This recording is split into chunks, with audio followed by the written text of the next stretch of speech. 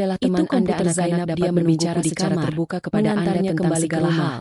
Dan di zaman sekarang berangkat ke rumah sakit, kita tidak dapat meninggalkan anak-anak kita dalam kepercayaan kamu bisa siapapun. Bertanya pada Zainab, jadi jagalah anak-anak Anda atau penjaga, awasi setiap masalah mereka. Itu Serhamat menatapku agar Anda mengetahui setiap dan hal dan turun dalam waktu bahwa bisa. Aku hanya berbicara pada gadis-gadis itu, agar mereka tidak segan-segan menjawab pertanyaan dariku. Karena kebanyakan gadis-gadis itu kesulitan membaca mail Thatcher. Mereka menatapku dengan sedih. Dan aku meninggalkan mereka. Tuan Hamad tidak melakukan tindakan ini. Lalu siapa yang melakukannya? Saya masih tidak percaya dengan perkataannya. Jadi saya menghubungi penjaga dan menyuruhnya untuk menceritakannya apa yang terjadi pada Zainab di lab komputer 5 bulan yang lalu. Saya hanya memotret dalam kegelapan untuk menceritakan sifat sebenarnya dari Sir Hamad, tetapi warna wajah penjaga itu membuat saya kaget, dan dia benar tidak tahu apa-apa. Sikapnya mengatakan bahwa dia pasti mengetahui sesuatu atau yang lain. Jadi aku berkata dengan tegas bahwa aku akan melapor ke polisi, karena sekarang aku tahu yang sebenarnya.